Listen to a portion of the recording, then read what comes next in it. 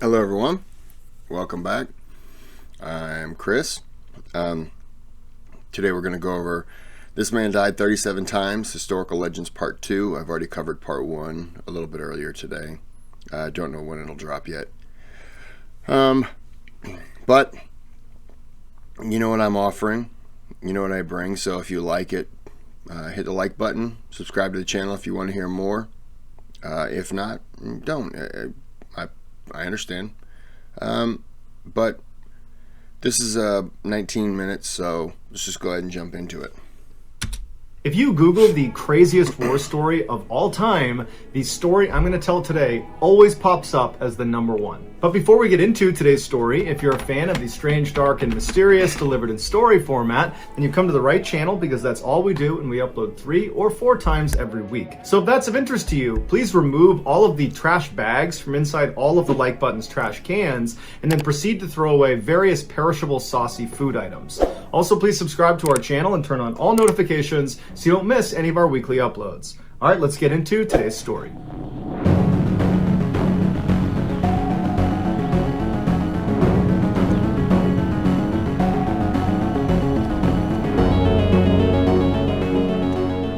Born in South Texas in 1935, Roy Benavidez was orphaned as a young child and sent to live with his uncle. As a young teen, he had to drop out of school to work in the beet and cotton fields just to help support his family. When he turned 18, he decided he wanted to get away from his hometown and do something bigger with his life, and so he enlisted in the Army, and shortly after that, he went to airborne school and then was assigned to the very famous 82nd Airborne Division. In October of 1964, Roy was a part of the first 125,000 Americans sent to Vietnam. While on a classified operation that required Roy to dress up as an enemy combatant, he stepped on a landmine in the middle of the jungle and nobody else was with him, so he's totally stranded. But fortunately, a squad of US Marines came upon him, but from what he was wearing, they assumed he was an enemy soldier, and so they almost walked past him, but someone thought to just flip him over and see who he was, and they discovered he was American, and he had American dog tags on. And so he was evacuated from Vietnam and sent to an American hospital, and there, a doctor would tell him that he had a serious spinal injury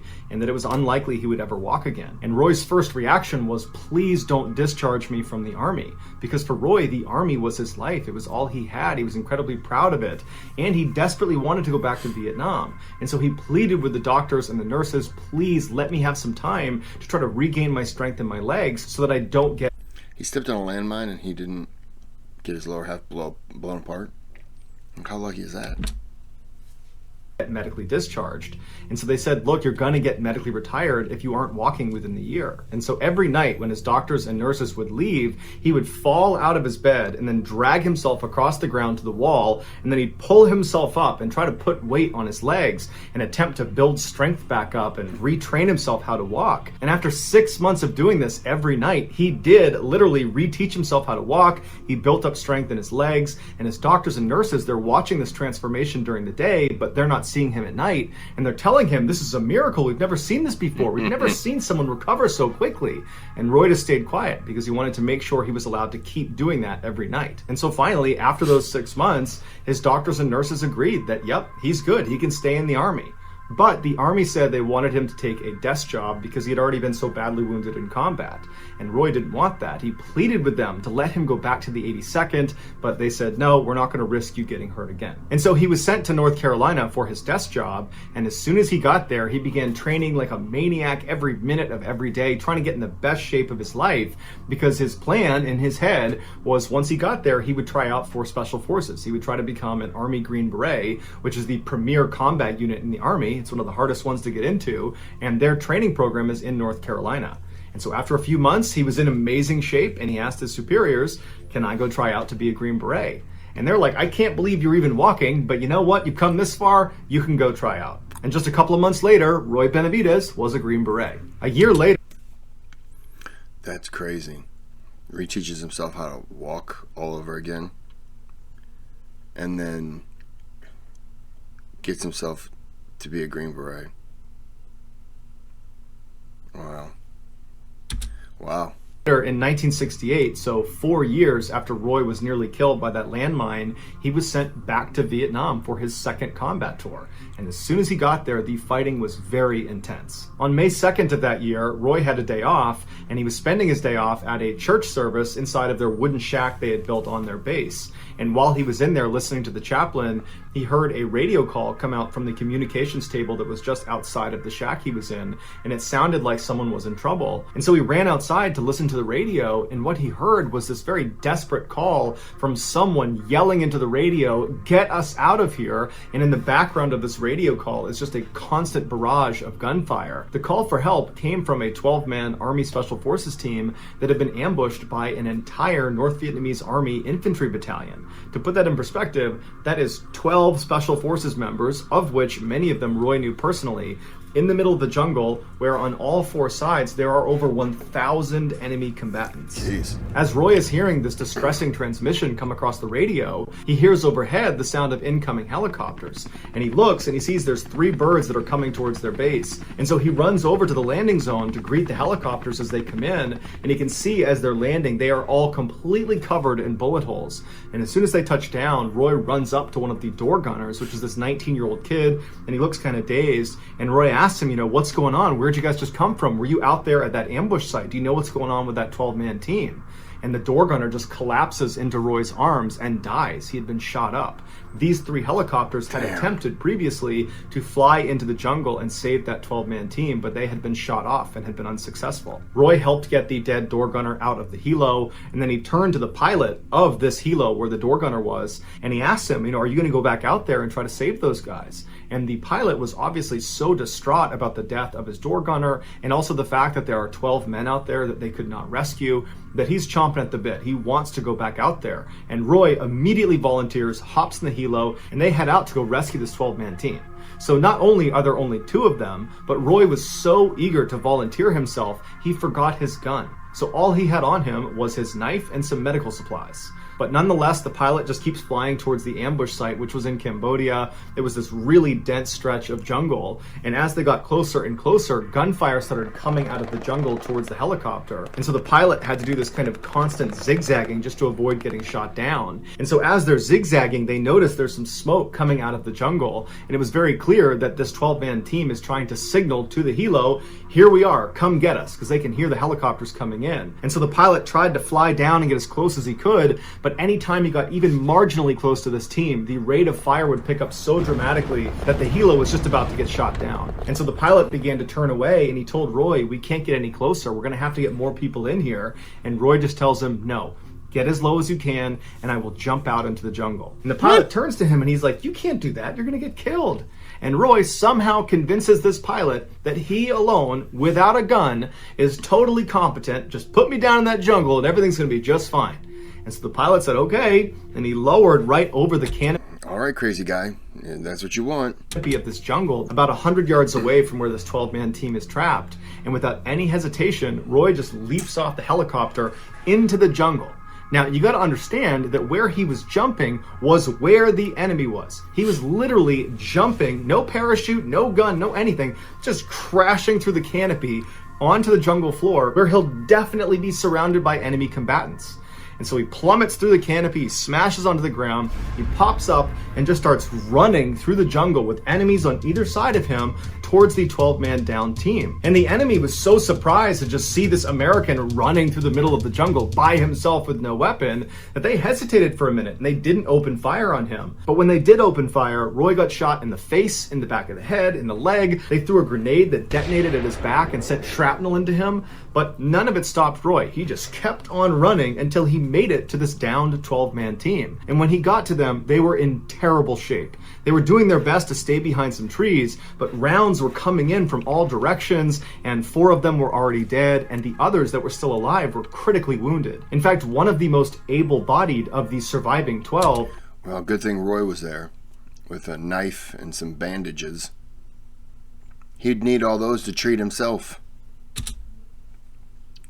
had been shot in the head and was missing an eye and could barely see out of the other one. And so he's fighting to stay conscious, and he's generally trying to shoot in one direction. But I mean, that's their best guy at this point, to give you a state of how they were doing. But Roy ran up to this guy, he pulled him down, he gave him a shot of morphine in the arm, and he repositioned him because he couldn't really see, and told him where to shoot his gun. And then, under a constant hail of bullets, Roy low-crawled to each of the other living team members and gave them morphine shots, and then began dragging each and every one of them away from the ambush site to this other area where there was better cover, and there was a nearby clearing that he believed a helicopter could land in if the pilot was really daring. On one of Roy's last trips back to the ambush site to get the last few surviving members, he saw two other men that were part of this team that had been totally cut off from the main group. And when Roy had jumped into the jungle and ran in, all his adrenaline had kicked up and he just hadn't done a head count. And so he didn't realize there were two other people over there. And so without any hesitation, he grabbed a gun off of one of the dead enemy soldiers and just began running towards this down two-man team.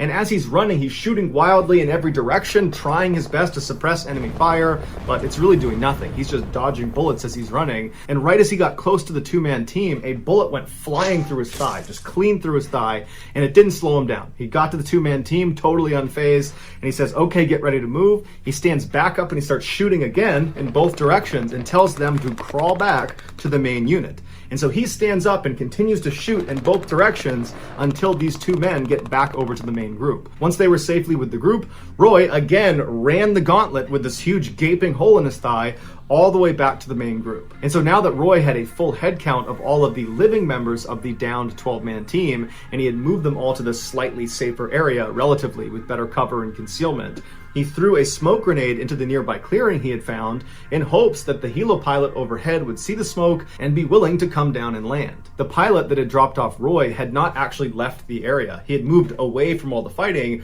but he was loitering in case something like this happened. And so he saw the smoke, and without any hesitation, he flew right over.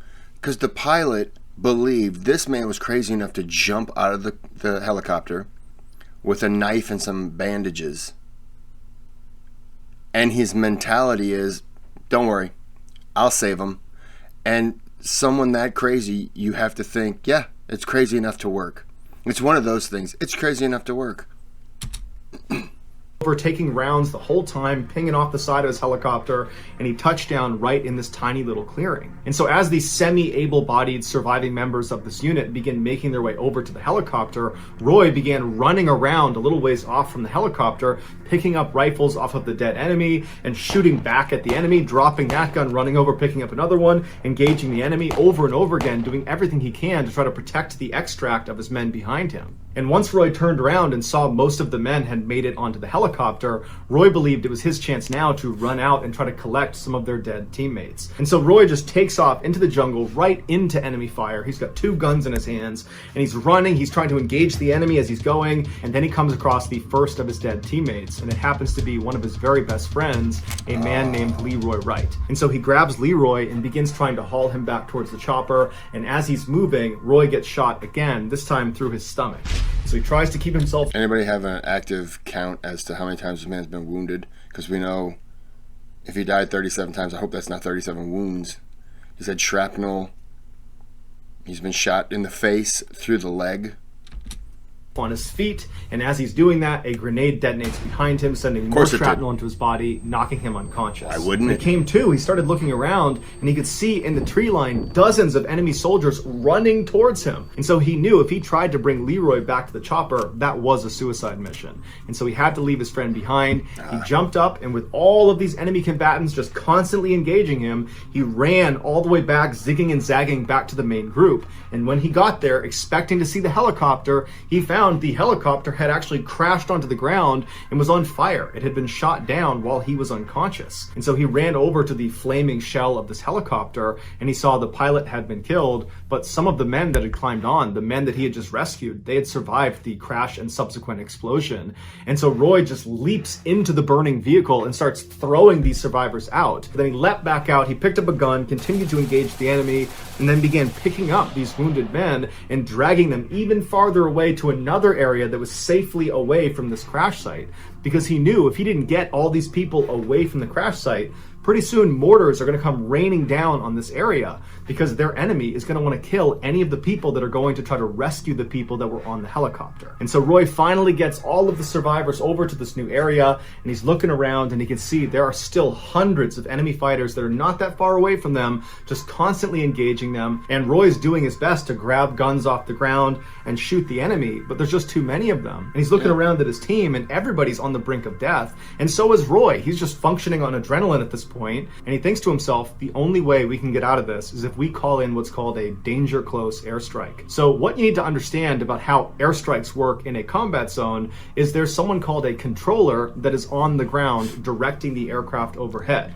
They're the ones effectively telling the plane where to shoot. And so a danger close airstrike is when the controller tells the aircraft overhead, I want you to drop a bomb right here, giving them the grid coordinates, but where they're telling them to drop is basically in the same position where the controller is. And you'd only do it if you're being overrun. It's a way to ensure your enemy gets taken out, even if that means He keeps showing the pictures of Mel Gibson, and I can't think of the movie now. It's a good movie, but there's a part in there where they have to do that. So if you've seen that movie, you know what I'm talking about. I wish I could remember. I have the movie, but I wish I could remember the name of it. I don't. Anyways, if you've seen it, you know what I'm talking about, when they're calling in those strikes, and it's like it's just like I don't remember the word now. Man, my memory's going. But it's just like explosions are just going off, and they're just getting closer and closer and closer, and they're trying to stop the enemy from coming in. On one of them, they went too far. But on another scene, there's a group that's stuck out, and they're surrounded, kind of like this, and they radio in and have the unit firing mortars and dropping mortars almost right on top of them, because they don't have enough people who are conscious, really, to be able to defend their position, which is they're just laying on the ground in bushes, and then they don't even know if they have enough ammo, and these people are overrun, kind of running in on them, and they just keep dropping them. And the commander on the other side is telling his people, we have to get in close, we have to just break through that barricade and get in there with them, basically like hand-to-hand fighting kind of thing. That way we can get our people in there, overpower them and kill them, and they can't hit us. If they're keeping us at a distance, they're keeping us at a safe distance. I wish I could think of the movie.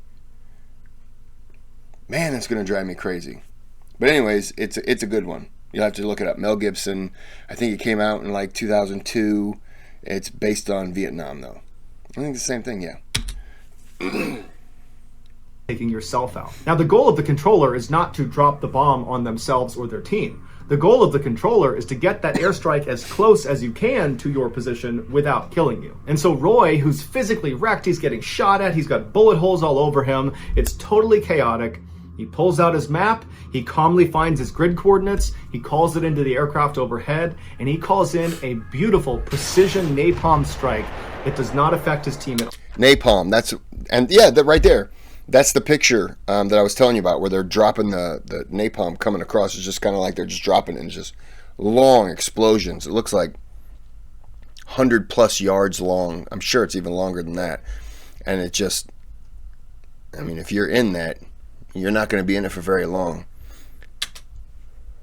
He calls in multiple gun runs. None of them affect his team, despite them all being considered danger close airstrikes. And so Roy just continuously called in attack run after attack run, taking out enemy combatants all around them, completely suppressing the fire.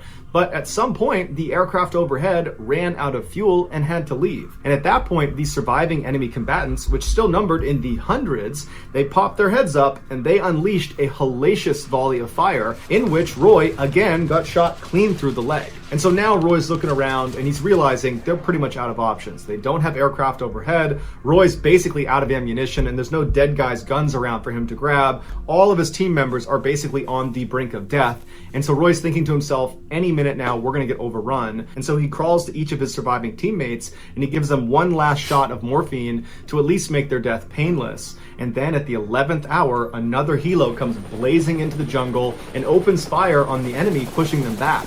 Roy is immediately invigorated and motivated because now he sees an opportunity to potentially survive this. And so once again, he grabs his teammates and begins schlepping them over to the helicopter. And after he believed he got the last of them on board, he turned and saw two of his teammates had fallen down farther back in the jungle and the enemy was closing in on them. And so Roy, like always, without any hesitation, just starts running towards them. And as he's just about to reach them, an enemy soldier that had apparently run out of ammunition leapt out of the jungle and smashed Roy on the side of the head with their rifle butt, fracturing his skull. And so Roy falls to the ground and the soldier jumps on top of him and smashes his face, breaking his jaw. And then the soldier turns his rifle around. There's a bayonet on the front side. And he begins impaling Roy over and over again. And Roy, like out of a movie, grabbed the rifle, pulled it out of himself, threw the soldier on the ground, jumped up, got on top of him, drew his Bowie knife, and proceeded to kill this soldier. And after he was done with that, he ran over to the two downed men. He grabbed one of them with his left hand. He picked up a rifle with the other. And as he's dragging this guy back to the chopper, he shoots and kills two more enemy combatants. So he finally gets this guy back to the chopper. He runs back, gets the last guy, throws him back in the helicopter. And then finally, Roy is the very last living American to hop in the helicopter, and the helicopter takes off. On the helo ride back, Roy was in very rough shape and had to literally hold his insides inside of his stomach. And so when they finally landed back at base and Roy was hauled off of this helicopter, he wasn't moving, and the doctors and nurses didn't really even know where to start with him. He had so many injuries. He had 37 significant holes in his body from gunshot wounds, from bayonet wounds, from shrapnel. And so they started trying to treat him, but there was no heartbeat, no pulse. And so they declared him dead. When you start to treat someone like that, I mean, you would probably want to start with the worst, but you're looking at a man who probably looks like Swiss cheese. You know, you're just thinking, we got to just cover holes right now. I mean, Roy's body was moved into a body bag, and as the doctor was zipping it up again, Roy spit in his face. Because What? Roy had no other way to communicate. His jaw was so badly broken from that rifle butt, he couldn't move his jaw, and his eyes were sealed shut from all the blood on his face that had dried. And so his only way to communicate was to spit. And so unbelievably, Roy was still alive. And so they took him out of the body bag and they shipped him to Japan for intensive surgery. And then he was transferred to Texas, where he spent a year rehabbing from his severe injuries. Roy was immediately given the Distinguished Service Cross and was put in for the Congressional Medal of Honor, which is the U.S. military's highest. I just got like goosebumps galore.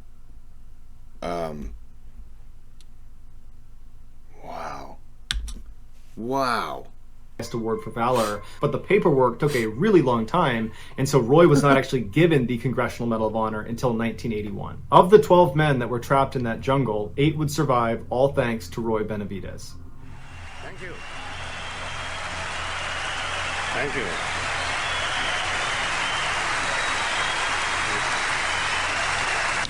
A lot of people call me a hero. Yeah. I appreciate the title. But the real heroes are the ones that gave their life for this country. Roy passed away in 1998 as a result of complications from diabetes. He was 63 years old. So that's going to do it, guys. It was diabetes that was able to kill him, not bullets, shrapnels, bayonets, gun butts. I mean, it's diabetes. That's crazy. And the thing is, as you're listening to the story, you're like, "Oh, Mr. Ballen, this is a funny one." Like but you've over exaggerated it a bit. Wow. Roy Benavidez. The man should have his birthday should be his birthday should be a national event. He should have a day off. That's crazy. 1998, 24 years ago. Wow. Wow.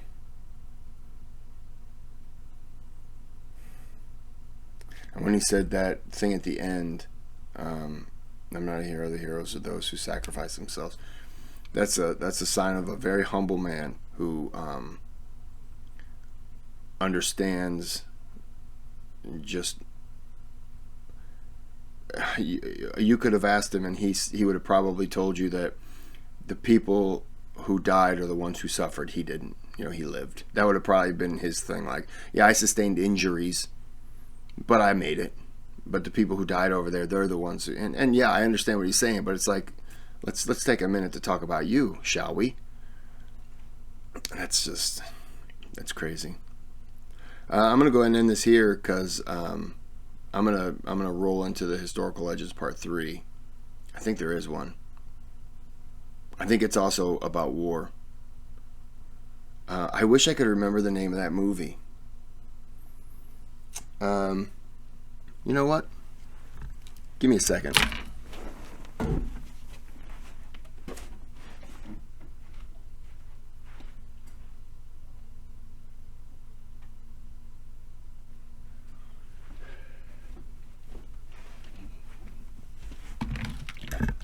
We Were Soldiers.